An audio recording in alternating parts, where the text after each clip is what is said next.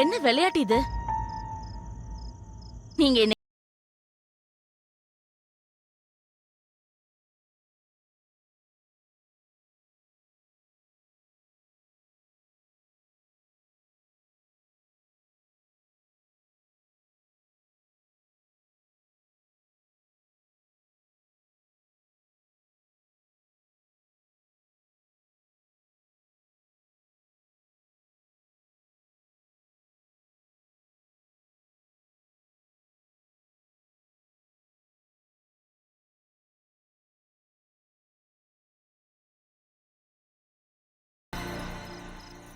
யார் நீங்க?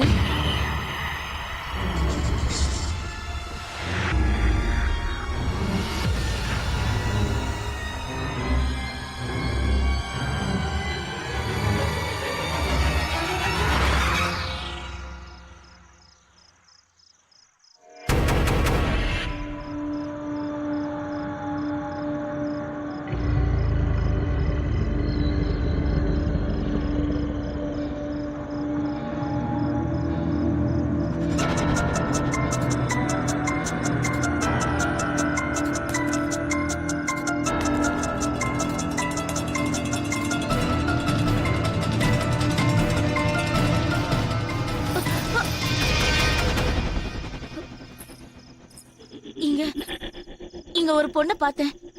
அவங்க கல்யாண பொண்ணு மாதிரி இருந்தாங்க. இங்க யாருமே இல்லையே. ஏதாவது கனவு கண்டிருப்பேன். இல்லைங்க, நான் சொல்றது கனவு இல்ல, நிஜம்தான். இங்க ஒரு பொண்ணு இருந்தாங்க. ரொம்ப டயர்டுங்கிறதுனால அசந்து தூங்கி இருப்பேன்.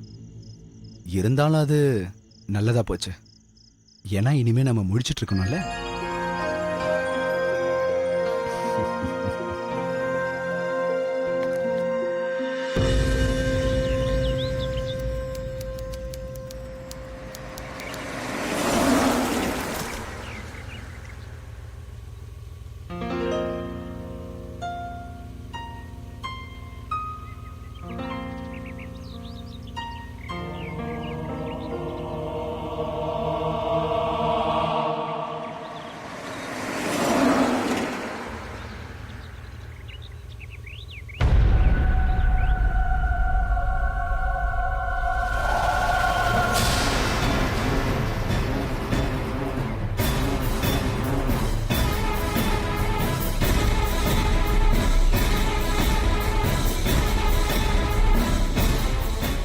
இங்க பாருங்க.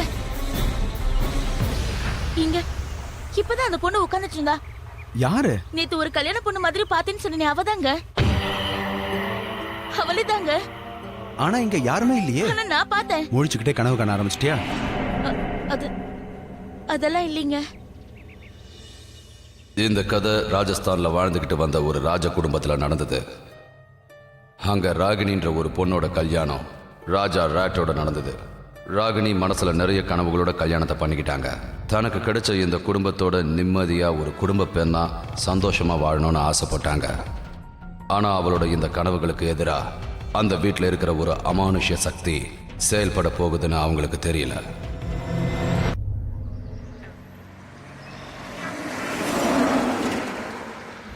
இதுதான் அந்த பிரம்மாண்டமான அரண்மனை. காலங்காலமா இந்த அரண்மனை ரத்தோர் குடும்பத்தோட அடையாளமா இருக்கு. இது எங்க கௌரவமும் கூட. நான் தான் இங்க ராஜா, நீங்க தான் சின்ன ராணி.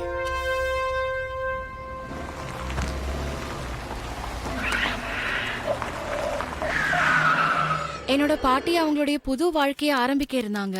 அவங்க ரொம்ப சந்தோஷமா இருந்தாங்க. அவங்க ஒரு அனாதை. ஆனா அவங்களுடைய கல்யாணம் இந்த ராத்தோர் குடும்பத்தோட இளவரசனோட நடந்தது ரொம்ப சந்தோஷமா இருந்தது. அவங்க நிறைய கனவுகளோட போனாங்க. ஆனா இது ராத்தோரோட 2வது கல்யாணம்னு அவங்களுக்கு தெரியாம இருந்தது. அவங்க கல்யாணம் பண்ணிக்கிட்ட முதல் மனைவி கொஞ்ச நாளைக்கு முன்னாடி தான் இறந்து போனாங்க. ஆனா பாட்டி இந்த விஷயத்த பெருசாவே எடுத்துக்கல. ரொம்ப சந்தோஷமா இருந்தாங்க. ஏன்னா எல்லாரோட பார்வையும் அவங்க மேலதான் இருந்தது.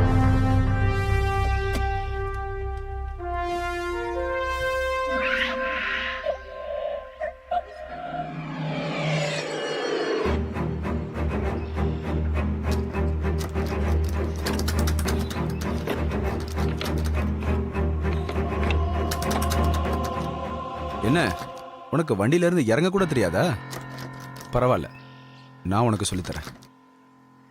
வாங்க. இந்த பக்கமா இறங்கி வாங்க.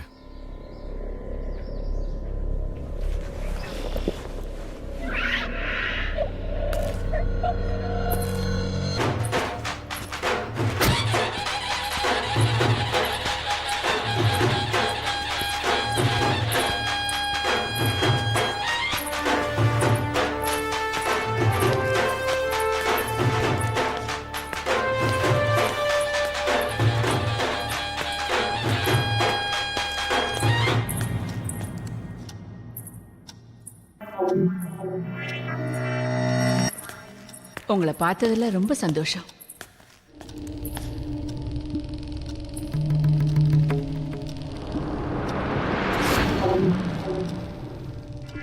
என்னது இந்த அழுக்கான காலடி எங்க இருந்து வந்தது?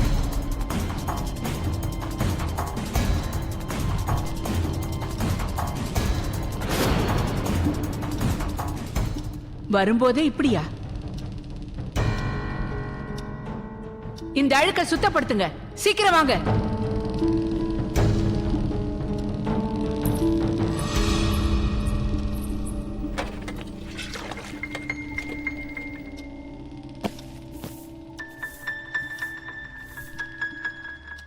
ராகினி, இவங்க தான் என்னுடைய பாட்டி.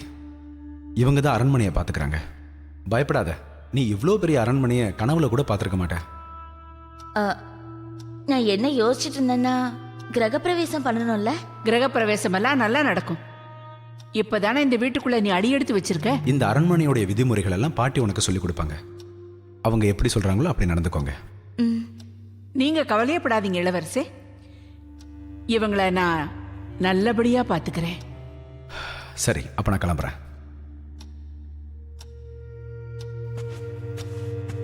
இங்க பாருங்கம்மா,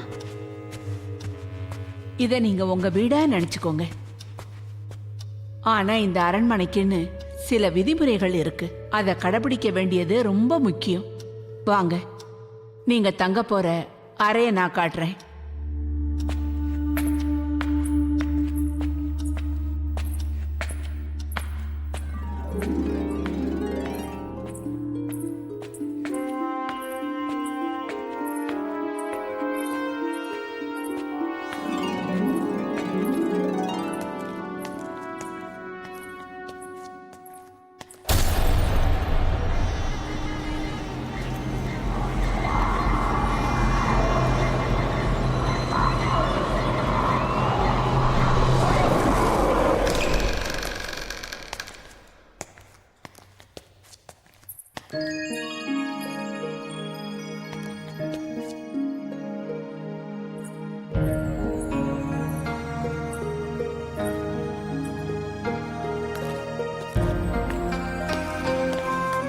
அங்க வச்சிடு.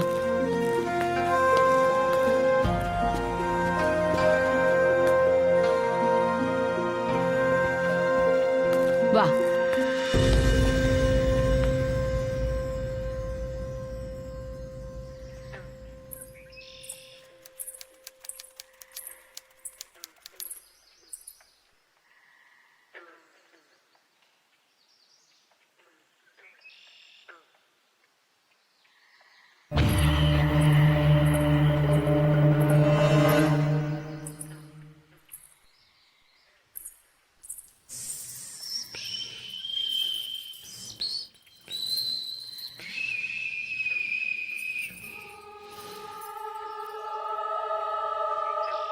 யார் அது?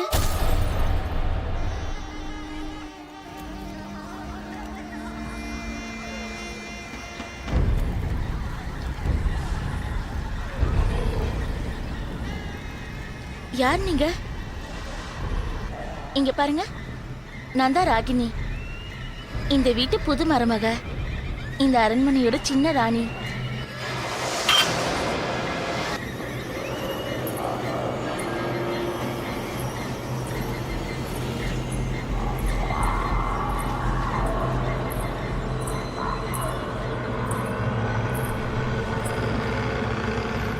இங்க பாருங்க.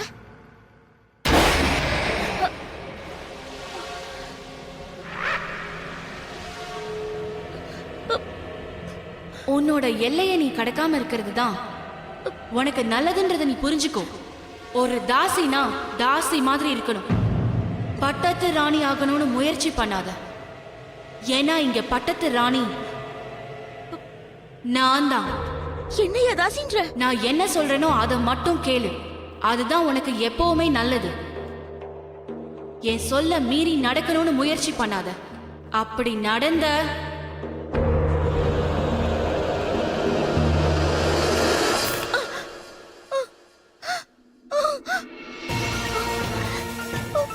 நீ என்ன பண்ணிருக்க பாரு.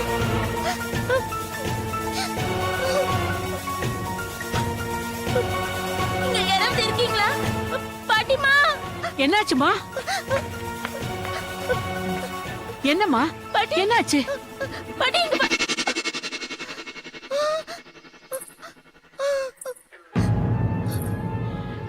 என்னாச்சு? பாட்டிமா, உங்களுக்கு ஏதாவது சத்தம் கேக்குதா? கொலுசோட சத்தம், சல் சல்லுன்னு. என்ன சத்தம்? அதான் கொலுசு சத்தம் பாட்டிமா. இல்லம்மா, எனக்கு எதுவும் கேட்கல. இங்க பாருங்க. ஐயோ,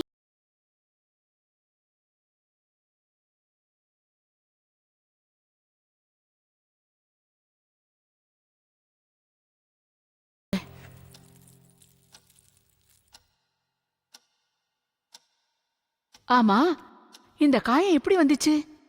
முகத்துல வேற பட்டிருக்கு. பாட்டிமா, பாட்டிமா, நான் அங்க ஒரு பொம்பளைய பார்த்தேன். அவதான் எங்க பட்டத்து ராணின்னு சொன்னா. அவ என்ன மிரட்டினா பாட்டிமா. அவளை பத்தி உங்களுக்கு ஏதாவது தெரியுமா? தெரியலையே. இது கண்டிப்பா உங்களோட பிரமையா தான் இருக்கும். யாராவது அப்படி செஞ்சாங்கன்னா இளவரசர் அவங்கள துண்டு துண்டா வெட்டி போட்டுருவாரு. இல்ல பாட்டிமா, இத பாருங்க, இது அவதான் செஞ்சா.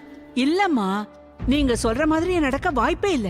சரி, நீங்க சொல்ற மாதிரி அங்க இருந்தாங்கன்னா எங்க போனாங்க?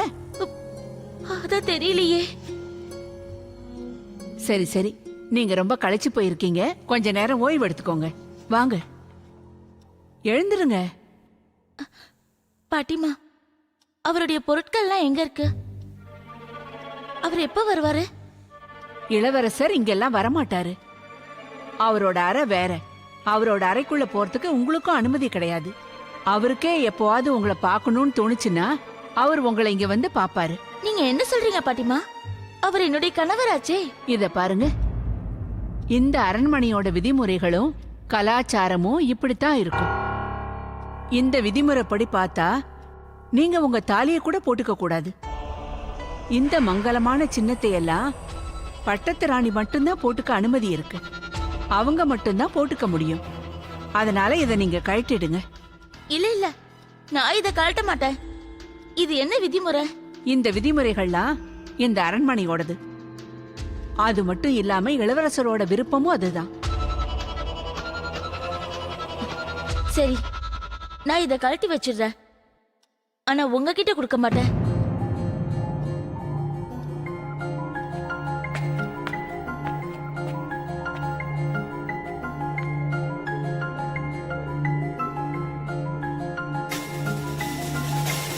அந்த அரண்மனையோட விதிமுறைகள்லாம் பாட்டிக்கு ரொம்ப வித்தியாசமா இருந்தது. அங்க நிறைய கட்டுப்பாடுகள் இருந்தது. ஆனா அந்த கட்டுப்பாடுகள் மேல அவங்க ரொம்ப கவனம் செலுத்தல. இன்ஃபேக்ட் அவங்க அந்த ரெஸ்ட்ரிக்ஷன்ஸ் எல்லாமே கடைபிடிக்கிறதா அவங்களுடைய கடமைன்னு நினைச்சாங்க. ஒருவேளை அந்த ராஜ குடும்பத்துல இப்படிதான் நடக்குமோ என்னமோ நினைச்சிட்டாங்க.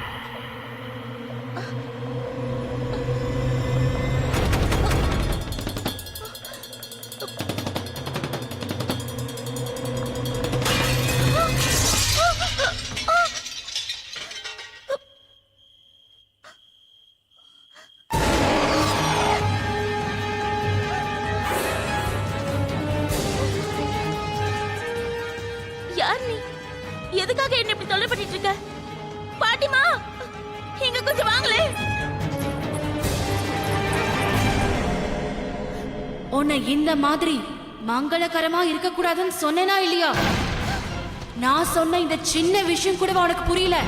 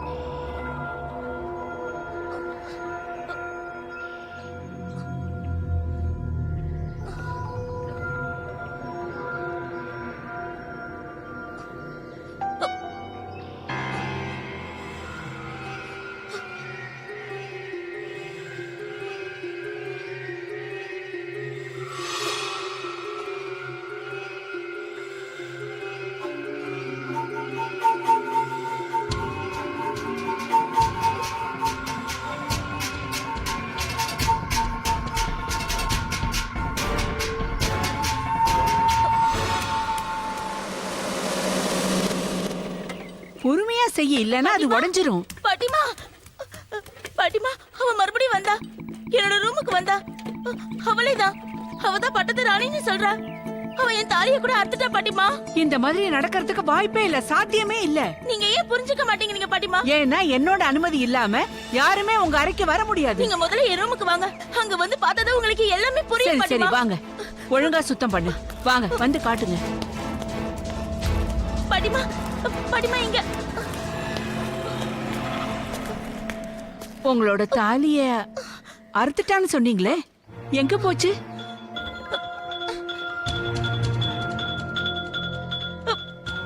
பாட்டிமா, இந்த கண்ணாடி கூட உடைஞ்சு போயிருந்தது. என் அறுந்து போன தாலி கூட இங்கதான் கிடந்தது. அவ என் தாலியை திருடிட்டு போயிட்டா பாட்டிமா. அவதான் இதெல்லாம் செஞ்சிருக்கா பாட்டிமா. அவ நீல கலர்ல புடவை கட்டிருந்தா. அதோட தலையில முக்காடு வேற போட்டிருந்தா. அவளோட வலது கையில இருக்க இந்த நகம் இவ்ளோ பெருசா இருந்தது. அந்த மாதிரி யாருமே இல்ல. நீங்க நல்லா ஏமாந்திருக்கீங்க. இல்ல பாட்டிமா, இங்க பாரு. நீ கூட அவளை பாத்திருக்கல. உண்மையை சொல்லு.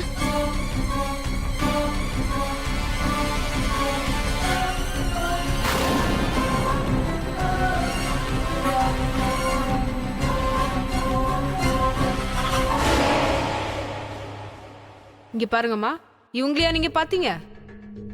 ஆமா, இவங்கதான். இவங்க எங்க இருக்காங்கன்னு எனக்கு சொல்லுங்க. அப்பதான் இங்க இருக்கவங்க எல்லாம் நான் சொல்றதை நம்புவாங்க. அம்மா, இவங்கள யாருனாலையும் வர வைக்க முடியாது. என்ன சொல்ற? ஏன்னா இவங்க இறந்து ரொம்ப காலம் ஆயிடுச்சு. என்ன? நான் சொல்றபடி கேட்டு நடந்தாதான் உனக்கு எப்பவுமே நல்லது நடக்கும். ஆனா நான் சொல்றது எல்லாம் நிஜம். கொஞ்ச நேரத்துக்கு முன்னாடி இவங்க என்கிட்ட பேசினாங்க.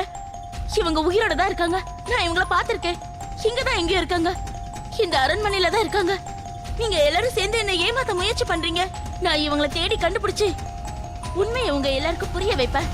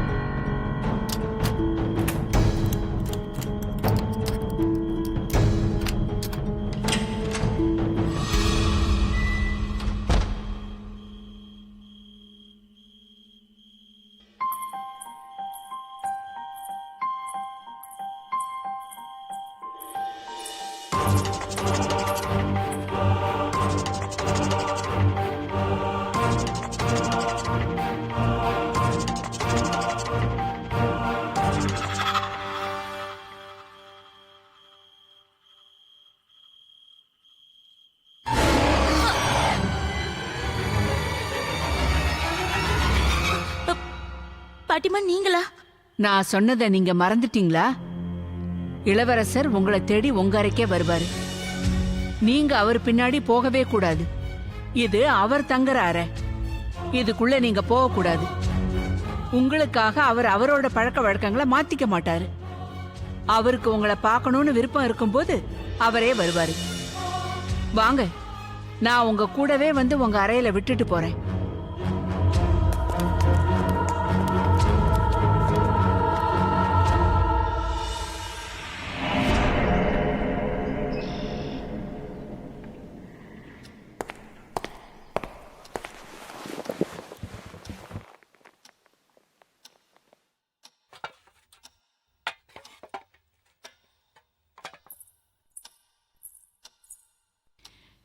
இங்க பாருங்க, கொஞ்சம் இருங்க. இது உங்க இடம் இல்ல, பட்டத்து ராணியோட இடம். நீங்க அங்க உட்காருங்க.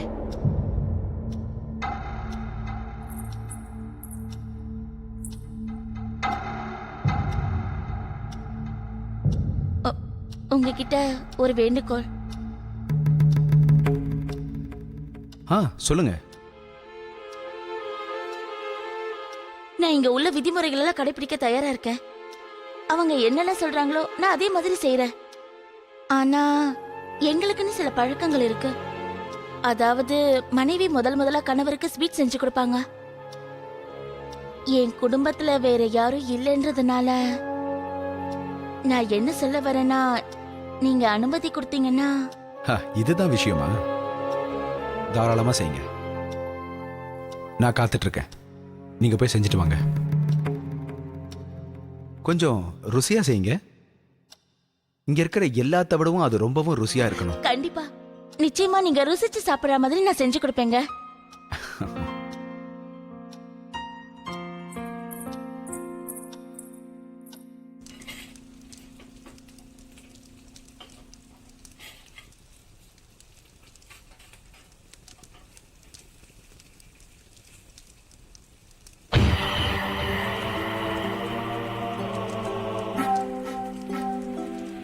இந்த அல்வாவை ரொம்ப நல்லாவே பண்ணிருக்க.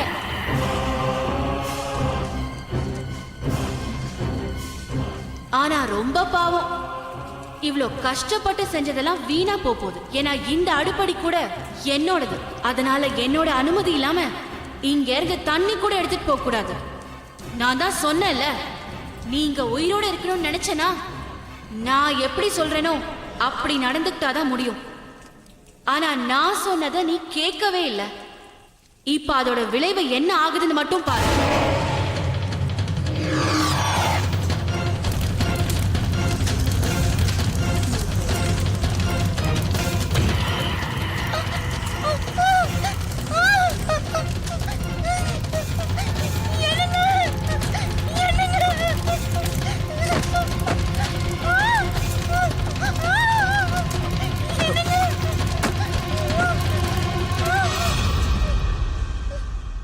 இதுதான் உங்க பழக்கமா? ஒரு இனிப்பு செய்யறதுக்குள்ள உங்க புடவையில தீ பிடிச்சிருச்சு. இதையா இதை செய்யறதுக்கு இவ்வளவு ஆர்ப்பாட்டமா? இத ஒரு மிருகம் கூட சாப்பிடாது. இதத்தான் அவ்வளவு ஆசையா செஞ்சுட்டு இருந்தீங்களா? இல்ல, நான் செய்யல. இத நான் செய்யவே இல்ல. இத அவ தான் செஞ்சா.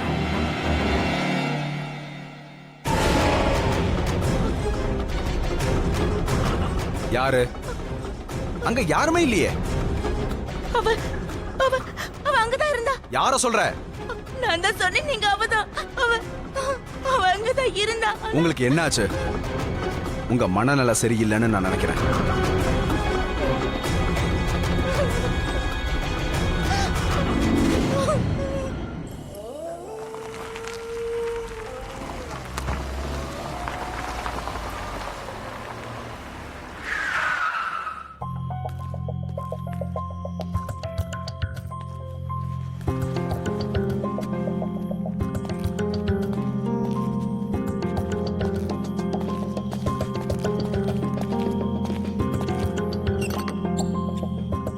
எப்பவும் போல ராத்தோர் ரொம்ப லேட்டா வந்தாரு.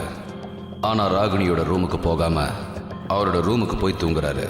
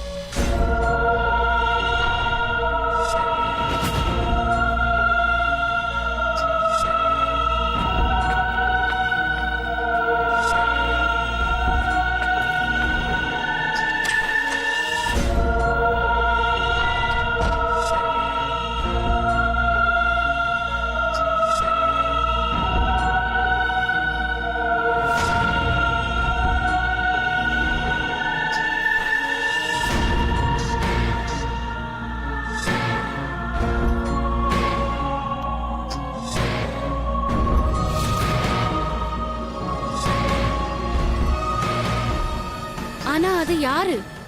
ஒரு ஆத்மாவா இல்ல அரண்மனையில வாழ்ற ஒரு உயிரோட இருக்கிற பொண்ணா? பாட்டி வாஸ் கன்ஃபியூஸ்ட். அவங்களுக்கு ஒண்ணுமே புரியல. ரொம்ப காலம் இது தொடர்ந்துகிட்டே இருந்தது. பாட்டி அவங்க ரூம்ல இருந்தாங்க, ராத்தோர் அவர் ரூம்ல இருந்தாரு. ராத்தோரோட ரூமுக்கு போய் பார்த்தா ஏதாவது விஷயம் கிடைக்கும்னு திடீர்னு ஒரு நாள் பாட்டிக்கு தோணுச்சு. ஒருவேளை அவர் ரூம்ல இருந்து ஏதாவது கிடைச்சதுன்னா இந்த ஃபுல் சினாரியோவை பத்தி ஏதாவது கண்டுபிடிக்கலாம்னு நினைச்சாங்க.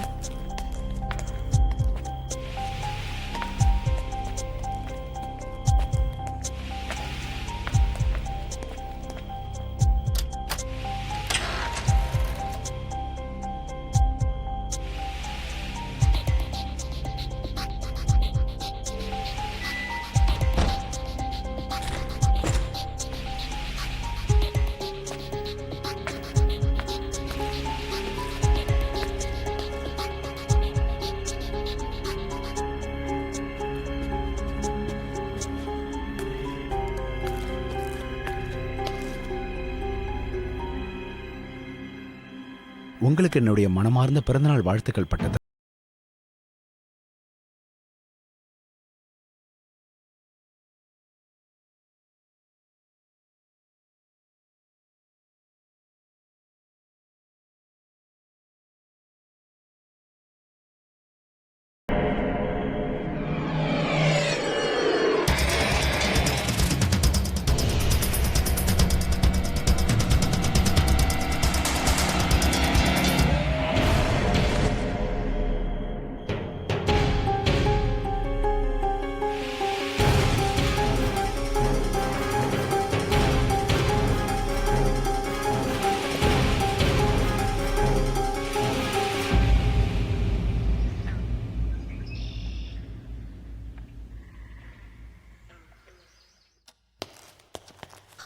இங்க பாருங்க, நேத்து நான் எல்லாத்தையும் பார்த்துட்டேன்.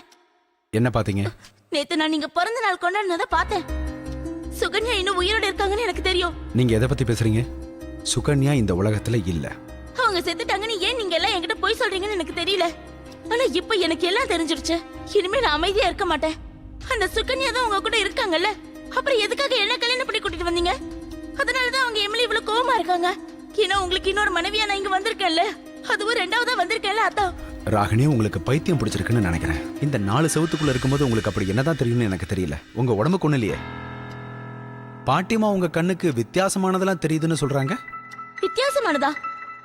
நான் பார்த்தது அந்த சுகன்யாவை தான், அதுவும் என் கண்ணால. நான் அவங்களை ஏற்கனவே சந்திச்சிருக்கேன். இந்த காயம் எப்படி வந்தது தெரியுமா? அவங்க உயிரோட இருக்காங்கன்றதுக்கு இதுதான் ஆதாரம். இது அவங்க பண்ணதான். நேத்து அவங்க உங்க ரூம்ல இருக்கறத நான் பார்த்தேன். நீங்க அவங்க பிறந்த நாளை கொண்டாடிட்டு இருந்தீங்களா இல்லையா? ராகினி, நான் சொல்றதை கேளுங்க. இந்த உலகத்துல சுகன்யா இல்ல. அந்த ரூம்ல நான் தனியா தான் இருக்கேன். அது என்னுடைய தனிப்பட்ட உரிமை. நான் பல வருஷமா இப்படிதான் நான் வாழ்ந்துட்டு இருக்கேன். இனியும் இப்படிதான் வாழ்வேன். இதை நீங்க தெரிஞ்சு வச்சுக்கிறது உங்களுக்கு நல்லது. இதுக்கு மேலேயும் உங்களுக்கு புரியலன்னா தப்பு உங்களோட தான்.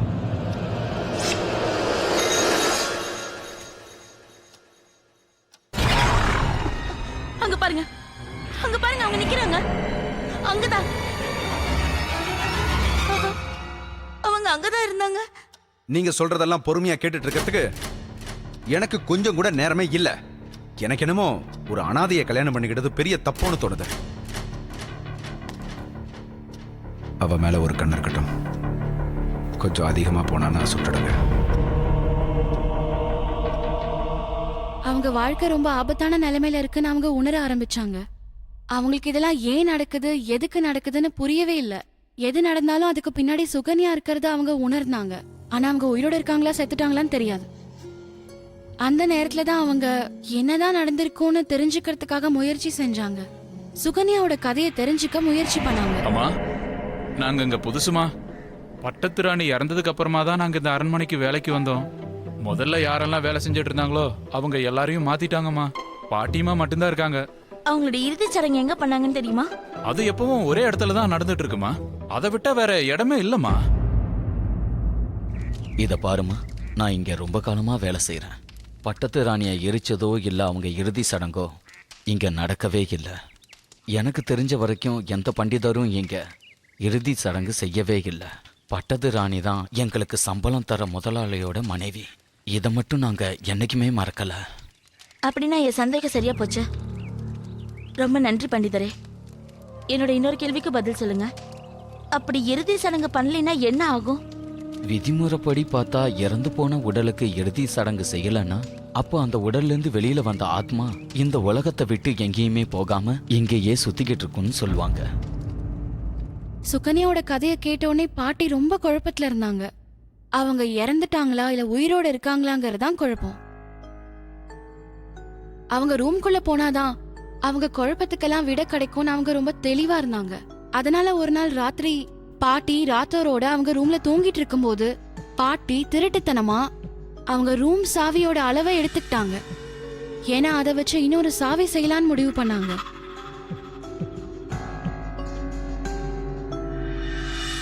அப்போ ஒரு நாள் ராத்தோர் வெளியூர் போயிருக்கும் போது பாட்டி இந்த சந்தர்ப்பத்தை பயன்படுத்திக்கிட்டாங்க.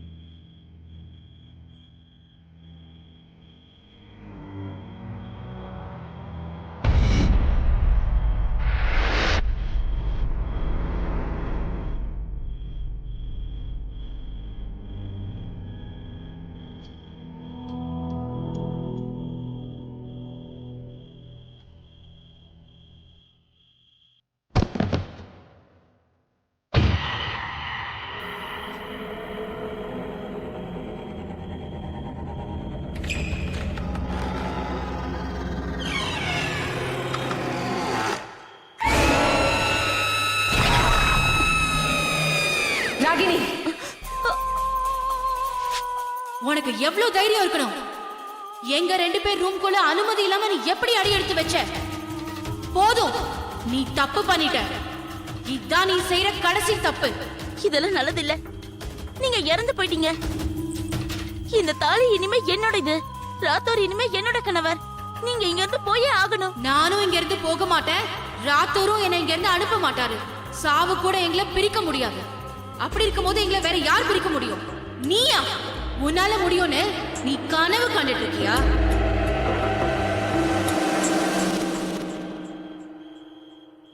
ராகினி, ராகினி, ராகினி.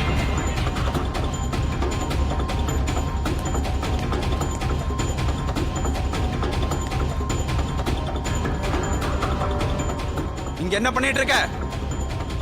என்ன தைரியம் இருந்தா? இங்க பாருங்க, இங்க பாருங்க. ஒரு நிமிஷம் நான் சொல்றத கேளுங்க. நான் சொல்றத கொஞ்சம் கேளுங்க. உனக்கு தெரிஞ்சுக்கணும்ல? அப்ப கேளுங்க. சுகன்யா என்னுடைய உயிர், நான் அவளுடைய உயிர். நான் சுகன்யாவை இந்த உலகத்தை விட்டு போகவே விட மாட்டேன். அவளுக்கு ஈமச்சடங்கு செய்யாத வரைக்கும் அவ ஏன் கூட தான் இருப்பா. நாங்க 2 பேரும் பிரியவே மாட்டோம். சுகன்யா, சுகன்யா, சுகன்யா.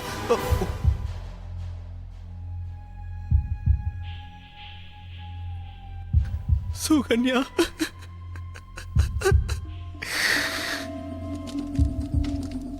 பாபா, அவளை என்னைக்கும் என் கூடயே நான் வச்சுக்கணும்னு நினைக்கிறேன். ஒரு வழி இருக்கு, ஆனா அந்த வழி சரின்னு நான் சொல்ல மாட்டேன். இருந்தாலும் அப்படி செய்யறதுனால உங்க மனசுல இருக்கிற ஆசை முழுசா நிறைவேறிடும்.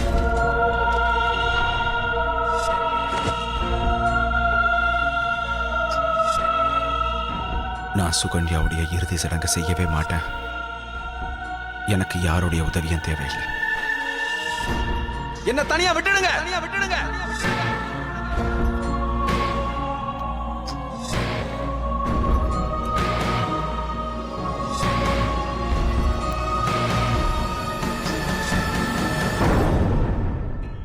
இப்ப கேளு,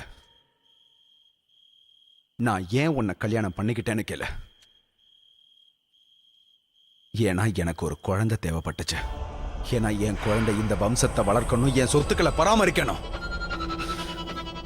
இதுக்கு நீ ஒத்துக்கிட்டு தான் ஆகணும். உனக்கு எந்த குறையும் இல்லாம நான் பாத்துக்கிறேன். பட்டத்து ராணியா மட்டும்தான் நீ ஆக முடியாது. ஆனா அவங்களுக்கு கிடைக்கிறது எல்லாமே உனக்கும் கிடைக்கும்.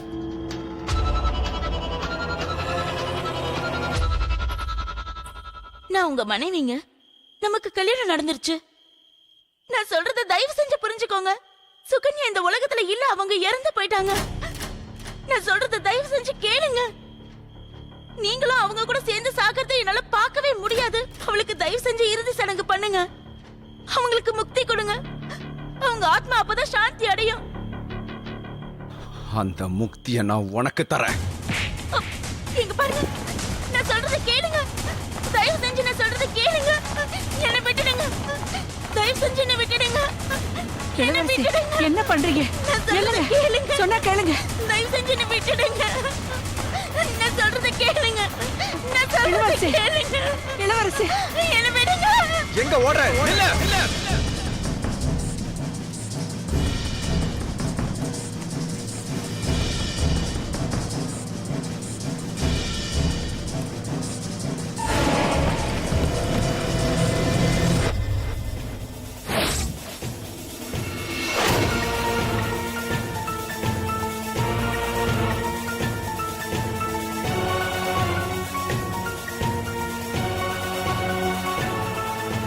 இவளை முதலையே இங்க இருந்து அனுப்பியிருக்கணும்.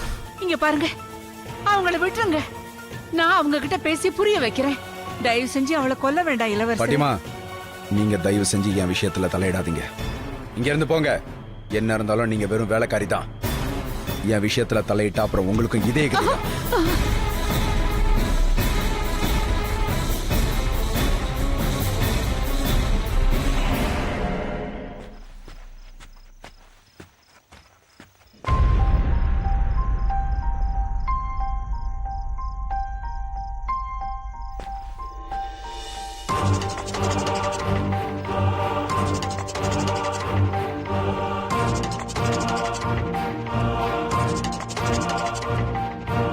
இனிமே என்ன பண்ண போறோம்னு பாட்டி அன்னைக்கு ராத்திரி யோசிக்க ஆரம்பிச்சாங்க. ஒண்ணு அவங்க கணவர் அவங்க காப்பாத்தணும், இல்லைன்னா அந்த நரகத்தை விட்டு போயிடணும்னு அவங்க நினைச்சாங்க. என்னதான் இருந்தாலும் ராத்தோர் அவங்க கணவர் தானே. அதனால அவங்கள தொட்டு தாலி கட்டின அந்த கணவரை காப்பாத்த வேண்டியது அவங்களுடைய கடமைன்னு நினைச்சாங்க. ஆனா ராத்தோரை இப்படிலாம் செய்ய வைக்கிறது சுகன்யாதான் அவங்க நல்லாவே தெரிஞ்சுக்கிட்டாங்க. இந்த முடிவுல அவங்க ரொம்ப தெளிவா இருந்தாங்க. அதோட சுகன்யாவோட ஆத்மாக்கு சாந்தி கிடைக்கணும்னு அவங்க உடம்ப எரிக்கணும்னு முடிவு செஞ்சிருந்தாங்க. ஆனா இப்படி எல்லாம் செய்யறதுனால அவர் மறைச்சு வச்சிருக்கிற ரகசியம் எல்லாருக்கும் தெரிஞ்சு போயிடும்னு ரொம்ப பயந்தாங்க. என்ன நீங்க நீங்க என்ன சொல்றீங்க? அந்த மாதிரி நடக்க வாய்ப்பே இல்ல. நீங்க அவரையே குறை சொல்றீங்களா? என்ன நம்புங்க. நீங்க என் கூட வந்தீங்கன்னா நீங்க அதை பார்க்கலாம். தயவு செஞ்சு என் கூட வாங்க ப்ளீஸ். இன்ஸ்பெக்டர், நீங்களுமா இவ சொல்றத நம்பிட்டு இருக்கீங்க? நான் இப்படி செஞ்சிருப்பேன்னு எப்படி உங்களால நம்ப முடியுது? என்ன பார்த்தா உங்களுக்கு பைத்தியக்கார மாதிரியா தெரியுது? என் மனைவிக்கு தான் அப்பப்போ மனநல சரியில்லாம போயிடும். உண்மைக்கும் கனவுக்கும் எப்பவுமே இவங்களுக்கு வித்தியாசம் தெரியாது. நானே உங்களை சந்திச்சு இவங்களை காணும்னு புகார் கொடுக்கணும்னு நினைச்சேன். சார், நீங்க இவர் சொல்றதை நம்பாதீங்க. நீங்க அந்த ரூமை திறக்க சொல்லுங்க. தாராளமா போய் உங்க டியூட்டியை செய்யுங்க சார். வாங்க.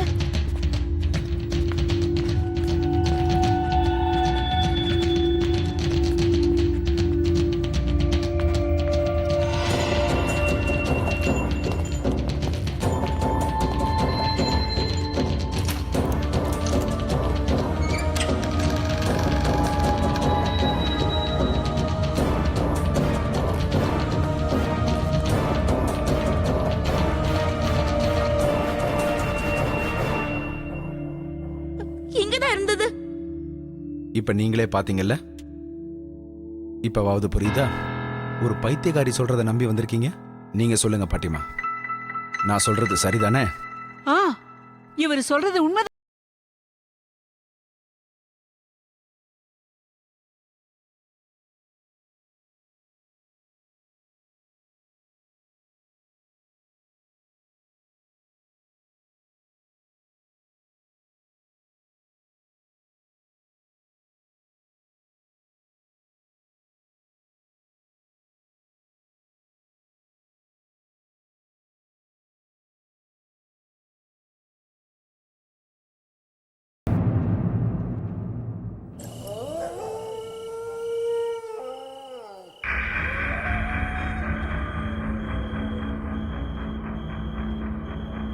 இப்படி பண்ணாலும் அவளுக்கு புத்தி வராது.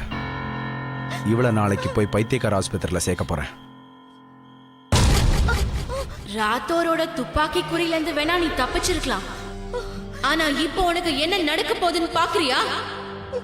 இவங்க எல்லாரும் சேர்ந்து நீ பைத்தியம் தானே நிரூபிக்க போறாங்க.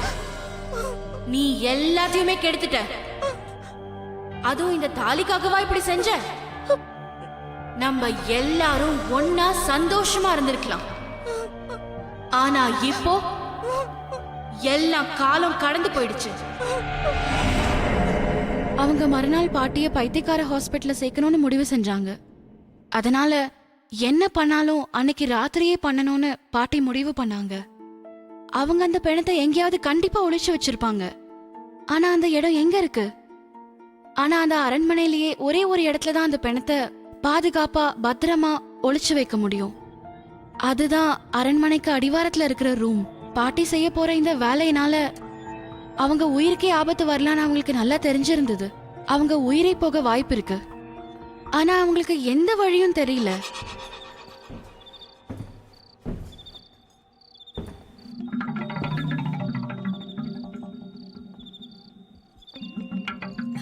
அம்மா தேவி, என் மாங்கல்யத்தை காப்பாத்துமா.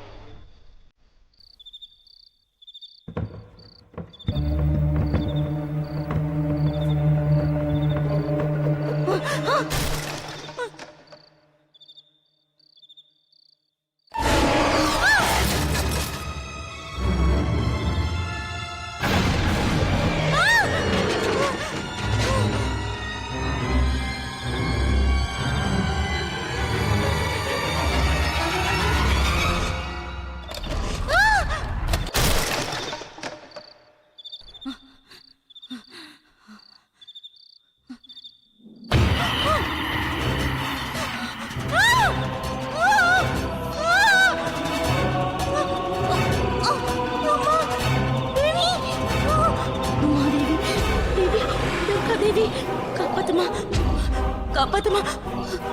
துர்கா தேவி, காப்பாத்துமா, இதை காப்பாத்துமா.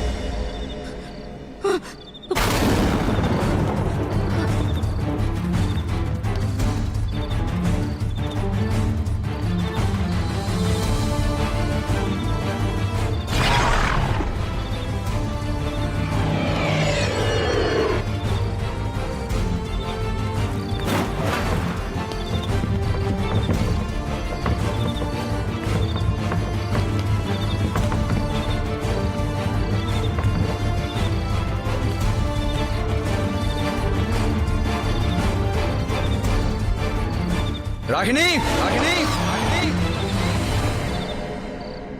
அப்படியே எல்லாத்தையும் நிறுத்திடு, இல்லைன்னா உன்னை சுட்டுடுவேன். இன்னும் என்ன யோசிச்சுட்டு இருக்கீங்க? அவளை கொன்னுடுங்க. அதுவும் இப்பவே இங்க செய்யுங்க. பாருங்க, உங்களுக்கு இன்னும் புரிய மாட்டேங்குது. நான் செத்தாலும் எனக்கு கவலை இல்ல. ஆனா நீங்க இப்படிப்பட்ட வாழ்க்கை வாழ்றது எனக்கு ரொம்ப கஷ்டமா இருக்குங்க. சுகன்யாவுக்கு முக்தி கிடைச்சதுன்னா நீங்க சரியாயிடுவீங்க.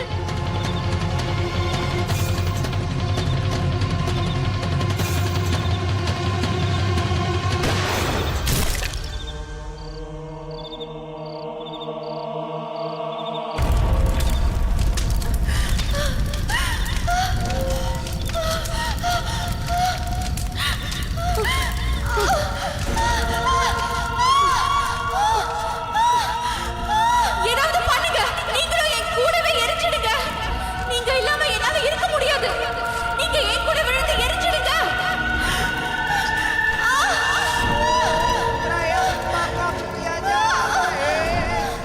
இந்த உலகத்துல நம்மளால வாழ முடியலன்னா என்ன இப்போ? கண்டிப்பா இன்னொரு உலகத்துல சேர்ந்து வாழ்வோம். என்னங்க? என்னங்க? என்னங்க?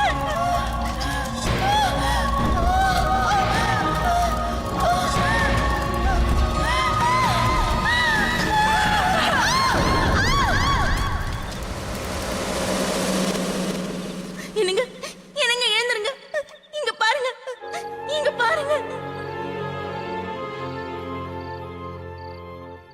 பாட்டி சரியான நேரத்துல அவரோட கையை தட்டி விட்டாங்க. அதனால அவர் குண்டடி படாம தப்பிச்சிட்டாரு. ராத்தோர் குணமடைய கொஞ்சம் காலம் ஆச்சு. அவர் மனசு ரீதியா, புத்தி ரீதியா, உடம்பு ரீதியா குணமாறதுக்கு கொஞ்சம் டைம் ஆச்சு. போக போக எங்க பாட்டி அந்த ராத்தோரோட, அதாவது எங்க தாத்தாவோட மனசையும் ஜெயிச்சிட்டாங்க. அதுக்கப்புறம் அவங்க ரொம்ப சந்தோஷமா வாழ்ந்தாங்க. எங்களோட பேரனாமல் எக்ஸ்பர்ட் பீனுச்சந்தல் என்ன சொல்றாங்கன்னா, ஒவ்வொரு வாழ்க்கையோட முடிவும் மரணம்தான். இறந்ததுக்கு அப்புறமா அந்த ஆத்மாவுக்கு முக்தி கிடைக்குது. அதுக்கப்புறமா மறுபடியும் பிறப்பு ஏற்படுது.